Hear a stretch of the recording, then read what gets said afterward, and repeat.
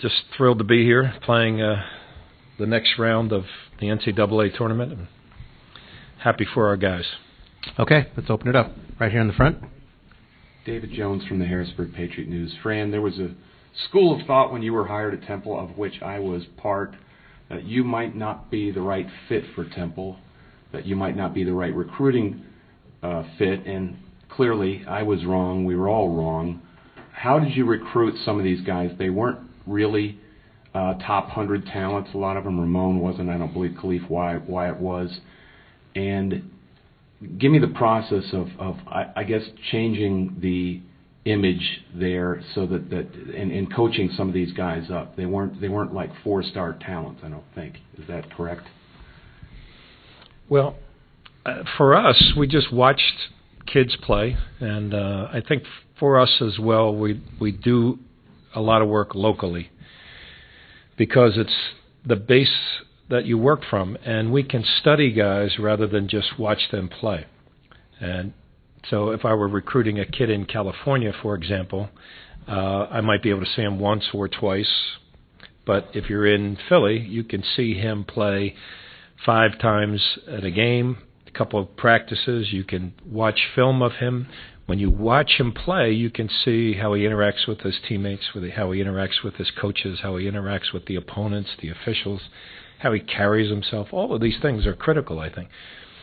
And I guess I'm brutally honest when these things happen, and I might say to a kid, you know what, you're a great player and a great guy, but there was a couple things you did that we can't have. And it may mean that you're not going to come, but that's if you're going to come, this is what we're going to ask you to do. You can't be doing all these kinds of things. So I think it's a very honest approach. I think we have a wonderful university in a spectacular city for college basketball. We have everything you need. We have a tremendous, diverse university that will give you a great education, wonderful opportunity to play basketball. So I think it'll be really good for you to come and take a look at us. And when you come on campus, we have really good people that take care of you and want to see you succeed.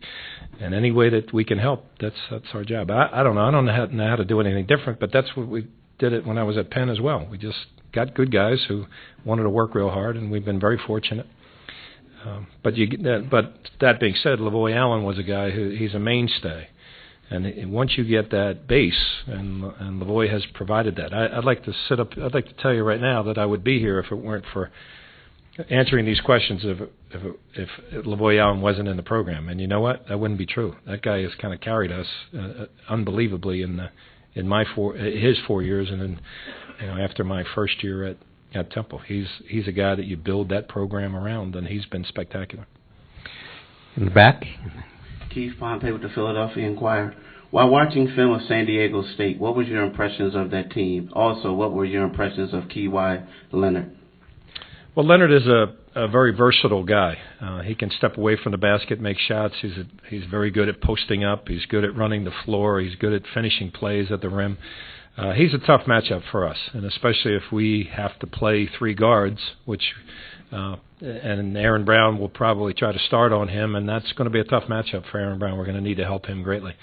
When Scootie gets in there, he'll probably play him, and Scoot's not used to playing over the last month, so he's a very difficult matchup for us. There's no question about it. So, but unfortunately, they have other players than Leonard as well, so we're going to have to really pay attention to detail. There's a reason why they're 33-2.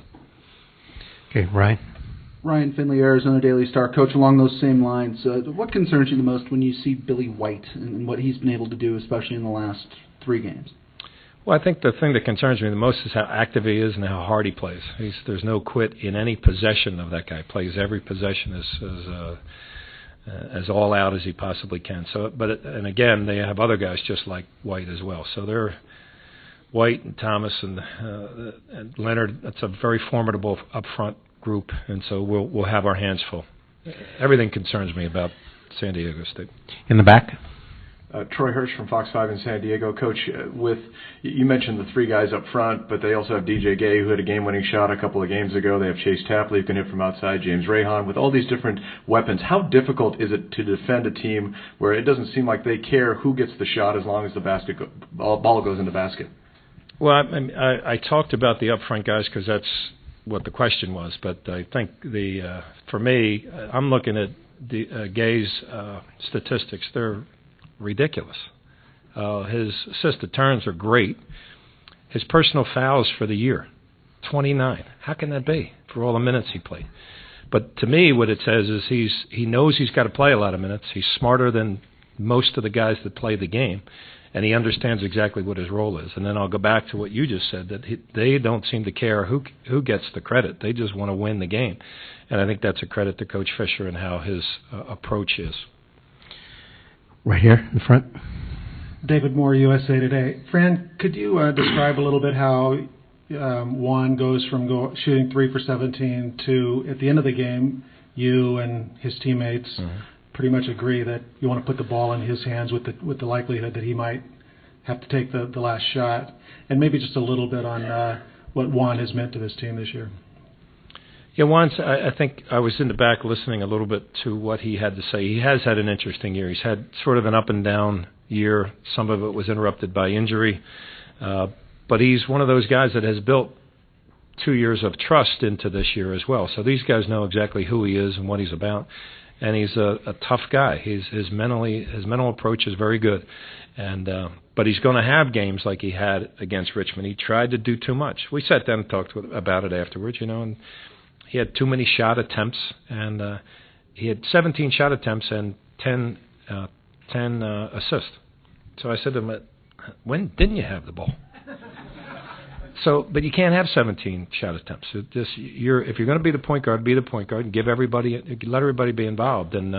But he has the same things that make him great are the same things that trouble you sometimes as well. There's sometimes a hard-headedness in him that's why you gave him the ball last play of the game, by the way, because you know that hard-headedness is going to hopefully result in something positive that certainly happened yesterday. But if he was guarded, hopefully he was going to give it up to somebody else as well. Over there in the center. Mick McGrain, Mountain West Conference. Fran, I was just curious, have you ever gone head-to-head with Coach Fisher in a game setting, and what are your impressions of him as a National Coach of the Year candidate?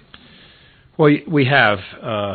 I coached against Steve when actually one of my assistant coaches, Sean Trice, was a senior at Penn for us with Jerome Allen, Matt Maloney. We had some really good players. Ira Bowman was on that team. And we happened to win the game at Michigan. It was a great game for us. And so we have coached against each other. Not a lot, but the coaching, he's a terrific coach.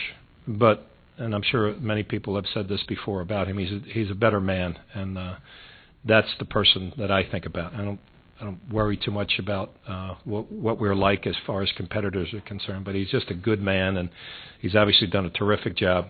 Things have now come into place right where he is, and he certainly is one of the top candidates for Coach of the Year in this country, and he deserves it. Way on the left. Bob Baum from Associated Press. Coach, what are the critical components that you're going to need to keep this tempo at a level where you guys can succeed? Well, I don't think San Diego State is not blasting it up and down the court. They're going to run intelligently, but they don't turn it over too much.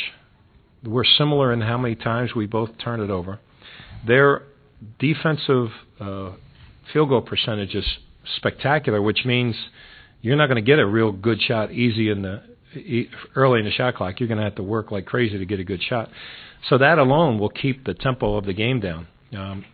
Because we're a team that if we get a good look early in the shot clock, we'll shoot it.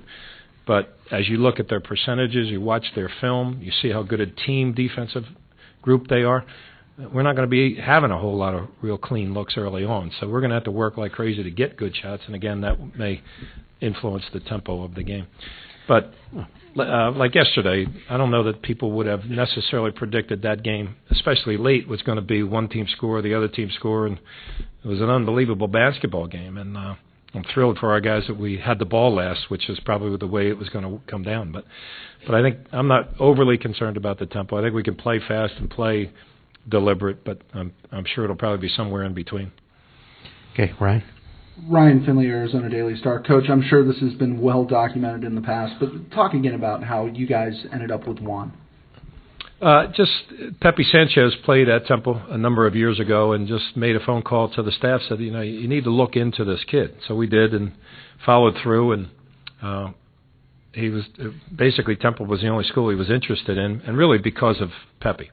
And Pepe was an idol back in Argentina, and Juan's dad was a very good player as well. So Juan's dad knew Pepe as well. So Pepe just sung the praises of Temple University. Right here in the front. David Jones from the Harrisburg Patriot News. Fran, what's Scootie's situation now? Is 2 days a little better or not? Yeah, I think so, Dave. I think really yesterday we gave him the opportunity, and he, as I said before, he deserved that opportunity to get in there yesterday. He had actually run full court on Tuesday and looked pretty good. Wednesday a little bit, we didn't run real hard on Wednesday, but gave him a little bit of a run there. And he ran a little bit full court again today, and we've just finished our practice. So we'll do the same thing. Put him in midway through the first half and see if he's more comfortable out there and he's helping us, then he can stay out there. And I think Scoot's fine with it, and but he's a great guy and has meant a tremendous amount to our program.